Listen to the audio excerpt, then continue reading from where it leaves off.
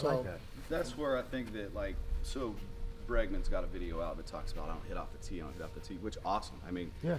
Chase's last few years in the big leagues, I mean, he didn't hit off the tee a ton because he was awful at it. Very true. Very true. Number one, and he'll tell you, like, the worst tee hitter on the planet. But you're a switch hitter. You're taking twice as many swings. You're playing 10 years in the big leagues. You're taking twice as many swings as everybody else, minimum. Right. So he got to the point where it was like, I don't have time for tee work. Or I don't have the health for my hip to do a lot of tee work. So stayed with a lot of flips. But with a young kid, like, you can diagnose the issue of is he spinning, is he staying, is his path good or not? If he's on his back leg spinning and everything's in and out of the zone, it's on a tee, there's no pitch pressure. So that's easy. But when the ball starts moving, they have to know the difference between those two. So for young kids out there that are saying, you know, Bregman doesn't hit off a tee, or, you know, the Red Sox and Astros, they're minimizing their tee work. Well, they're the best of the best, of the one percenters.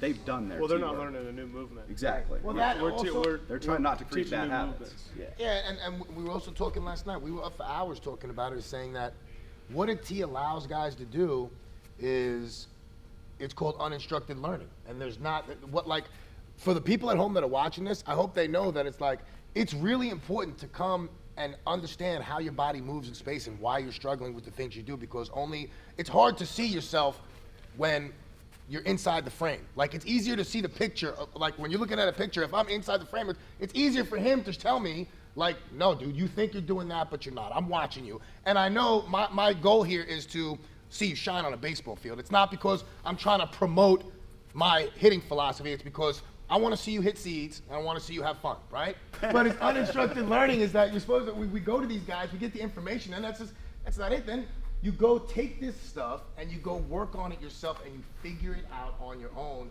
Then we were talking about why people are constantly, you know, shredding kids for playing video games and not doing their work, but that's uninstructed learning. Sitting there and figuring out, how do I get to the next level of this video game by yourself, not with Casey or Joey or Nate or Coach Furbs over your shoulder saying, hey man, you see that guy coming out there, make sure you hit him with the AK-47. Nobody does that. You sit there for hours and you figure the game out. Then you get the information and you go, the tee allows you to put yourself in the game. Like what situation are you in the game? You know what I mean? Am I taking tee swings to warm my body up like a pitcher is playing catch before he gets it? If you want to use it for that, that's fine. But like, I would say having a purpose to every single swing off of a tee is really important. I mean, why not see if the guy is a Japanese guy, a Dominican guy, a guy from Curacao? Is he a lefty? Is he a righty? Is he throwing? Is the pitch that's there? What pitch is that? Is it a slider? Is it a fastball that I was getting blown away last game? Is it runners on base? What inning is it? You rarely see that with kids too. No. I see it with my college and some of the pro guys.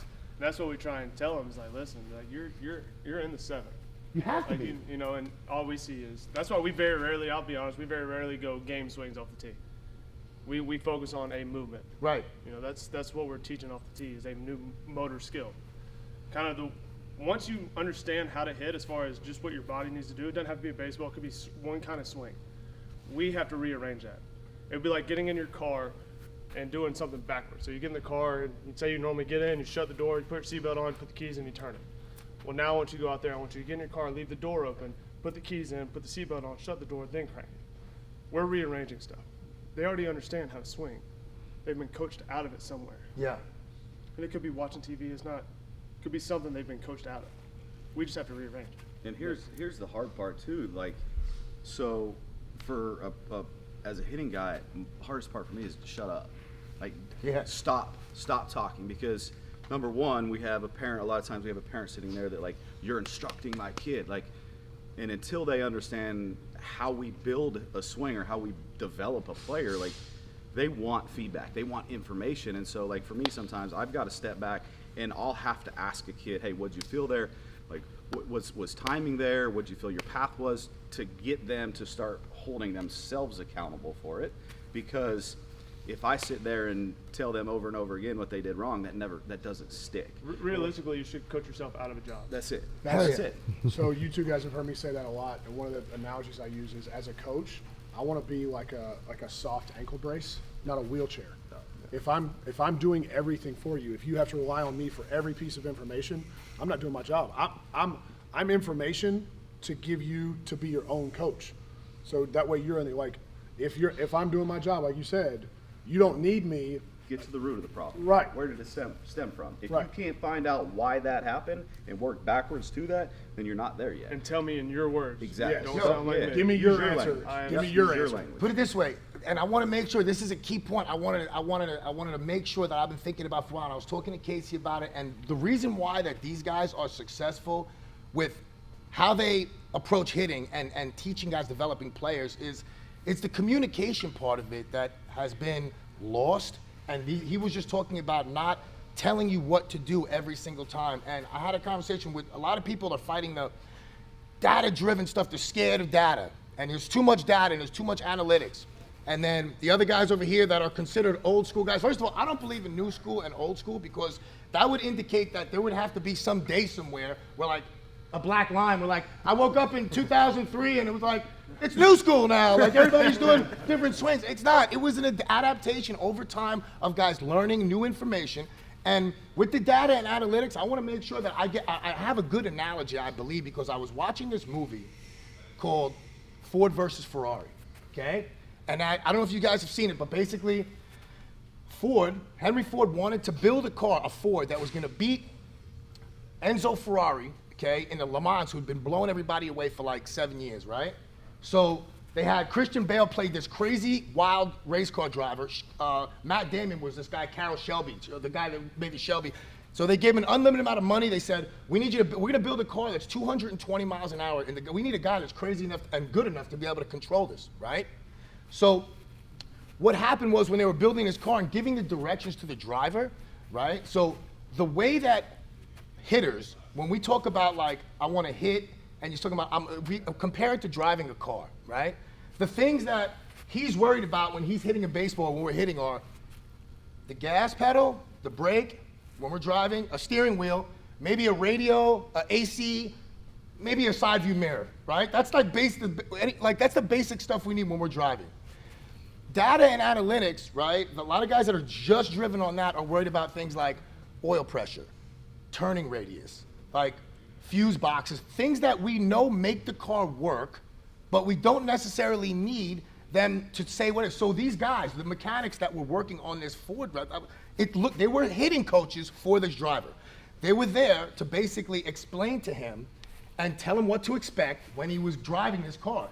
When they were talking to him about when he was getting to this point in the race and the car was going to be pushing its limits, they were like, here's how they explained it to him. Listen, Tommy, at 7,000 RPMs, you're going to hear some rattling. You need to ease up off the gas. That's it. Or you're going to burn the engine out, you're going to blow the car. They don't tell him all the inner workings of what the pistons are doing in the car, because that'll blow his mind up. He doesn't need that information to be able to drive that car. Now, the thing is, what data is right now, to me, is it allows also hitters have become much more aware of what they're doing. You can't tell a pro hitter that if he bats 160 in pro ball and he gets fired, that you're doing a certain drill with him, and you're not going to give him a reason why he's doing that drill. They're not going to do it. They're going to be like, why? So what data provides is a shortcut. It's a shortcut to building trust, okay? Because it's giving a hitter saying, why am I doing this? This is the readout, because your swing is not efficient. We just saw that when you were in this position, you hit this ball harder. That's why we're doing this drill. So it's not as good as maybe having a 5-year relationship with somebody and watch them since they're going, because that's how you really get trust. But it's better than just going, we're just doing it because we saw Nate Headley doing it. It's proof. It's proof. Kids now walk around with more information in their pocket at any given time. So you have to prove it to them. Yeah. Which can be good and bad, and I think it depends Yeah. on the hitter. Yeah. Like, I think with pro ball guys, college guys we work with, I would say that consistently they can get by with thinking more about what they're doing or what the analytics are giving them as far as feedback, whereas a young hitter, they can't do that. That's where your paralysis by analysis comes from. But even some pro ball guys, they don't want that, and that's fine. But that's us. That's for us. Right. Let us read through it. If you want the information, we'll give it to you. But you're the mechanic, right? That's it, man. Like, I know the Red Sox, all their minor leaguers have blast motion sensors, but they don't give them the feedback. They don't give them the analytics. Yep. So, which is like, I feel like if I'm doing something wrong as a hitter, I would love to know, or if I'm doing something right as a hitter, how do I get back to that? I'm torn on that. I sit in the middle. I haven't gone because it's in season. Yeah. Oh, you're That's the only reason I think if I'm a player and I need that, I should have that option. Yeah. right. I think you should have access to it Right. if you want. I don't know. That's Do you guys in here it's easy. Let me ask you something. Do you guys also find that like it's easier to teach when a guy actually, instead of you just giving random suggestions, he comes in like he's like his spirit's broken, and he comes in and he's like, "Hey man, I need some help." You know what I mean? Like it always seems like the guy's way more receptive to information when he's like, "I tried it my way." Yeah. Like it was working for me for this whole time since I was 13. As soon as I got on the big field, because I was pimping 200-foot homers in Disneyland, right, on this little field. You know what I mean? Bat flipping 30 feet in the air, and now I was Mike Trout yesterday, and now I can't even be out here. I hit the same ball, and the center fielder's like, thank you. With the big glove. With that 36-inch glove out there. Whee! So one thing I try to do too with like my high level guys, so sometimes hitters have a hard time communicating what they're trying to do or what they're trying to feel. So if I have a hitter that can't speak it in his language or translate it to where I understand what he's trying to do or what he's trying to feel, I'll try to do a group session. Like I'll have, like for example, yesterday I had one of my pro ball guys and one of my college guys in, and I had my pro ball guy teaching the college guy what to do or what to feel on this drill. And it was awesome because like even at one point in time he said something, he used the word push, and like immediately he's like, oh wait, well that's a bad word, I don't want to use that word. I'm like, well, if a push is what allows you to get to where you want to be, then I don't care what you call it. Yeah, that's like good. that's okay. So Having no rules. I'll give you an example of a big good. league. So Chavis used that word the other day. Yeah. And it was talking about his extension. Now, we all watch his swing. There ain't nothing pushy about his swing. Yeah. But when he thinks about getting to extension, he thinks about pushing his back arm, which holds his direction. Yeah. That thought makes him stay that way. that's exactly what He's we were not talking about pushing. with it. Yeah. But that thought and that feel to him. Yeah. And now, if I told another guy, hey, push your back arm, they're going to go, where this dude's just buggy whipping the barrel through, and his thought of push holds his direction so he covers the plate longer and extends that way. I feel like a lot of guys that just start getting into working with hitters, they feel almost like insecure about doing something that's so wild and out of control because of judgment from, like, I did it when I first started working with hitters. I would look over at guys in the other cage, guys that have been working with hitters for 5-10 years, working with big pro guys, and like make sure that a drill that I was doing, like the guy was looking over there like judging me. I had to get away from doing that, because if a kid is rolling over 3 times off a tee immediate, like right when he comes in, like he hits 3 balls, and he just keeps on doing that, I have no issue saying, I want you to hit this ball literally 180 degrees, 90 degrees, straight up off the top of this thing.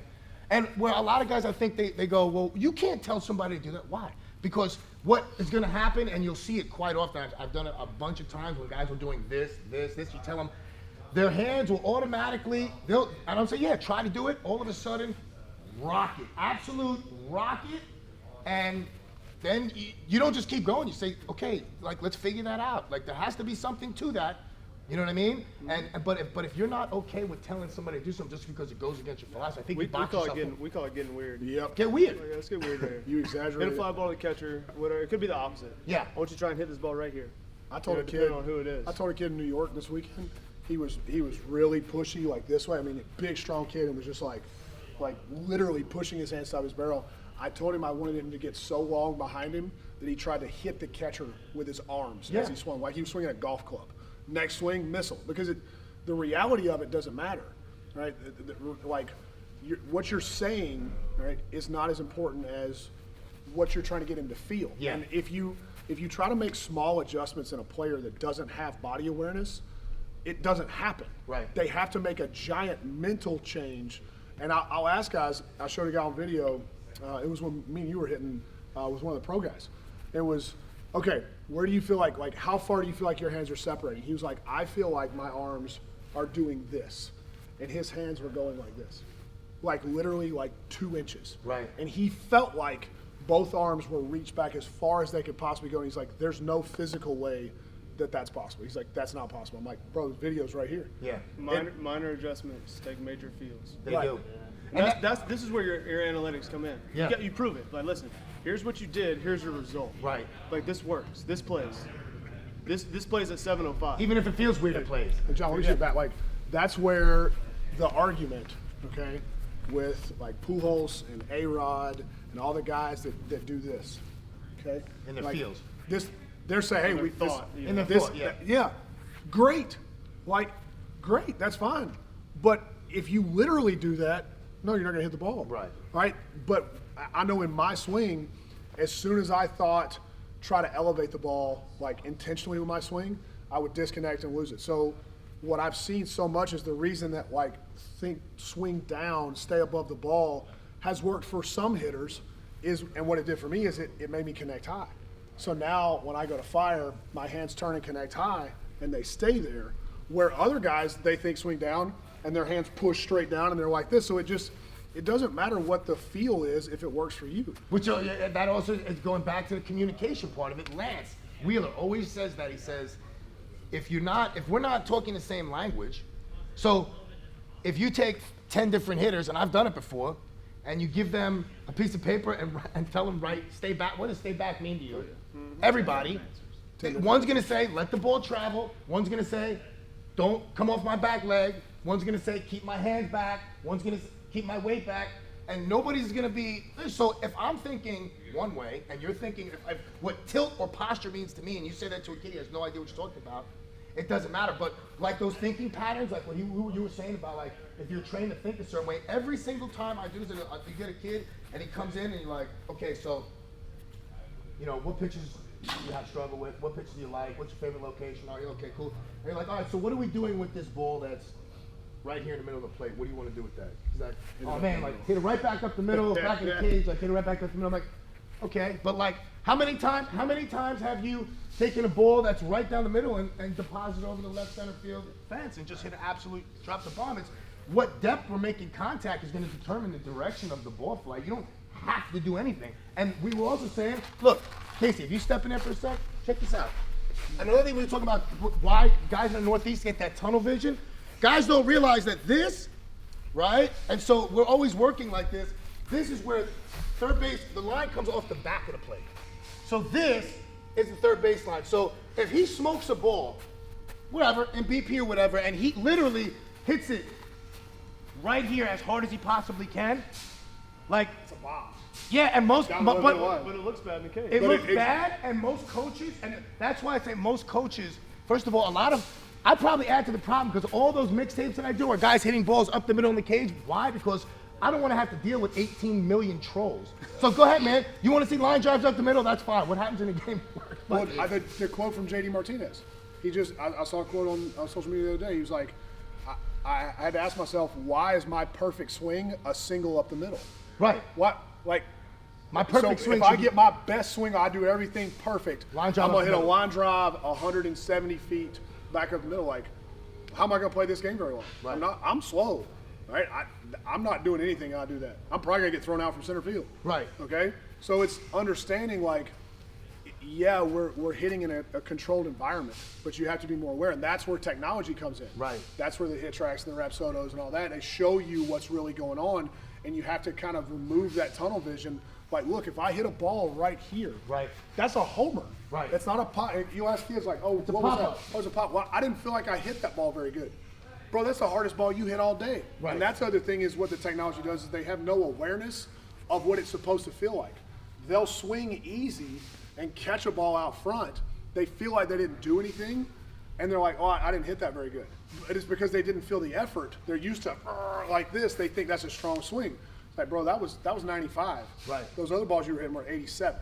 I think also people aren't super aware as young hitters how much effort they're actually putting in from tee work to front toss, to flips, to side toss, to overhand, to actually in the game when all your boys are, it's hard to simulate, you know, 10 of your homeboys in the dugout going, let's go, hit a seat, and your shorty is in the stands, right? And your grandmother that's 80 years old, Grandma Elsa, came from Nashville, Tennessee to see you hit a bomb, and it's the 7th inning in the game, and you're at the perfect game, triple X, turbo underclass World Series somewhere, so everybody, all eyes on you. So your body does release some adrenaline naturally. That's gonna make movements a little bit bigger. So like I was saying, like the thought thing, like I had a kid, Chris Klein, that was a dead pull hitter in games. Like he would never hit a ball the other. He used to hit balls the other way, and then his like swing changed. Like in BP, he might use it as, all right, if that's already happening naturally in games, is I'm already just like crushing balls pull side. Maybe in the cage, I'm gonna try to work the other way just to keep it like a little more balanced.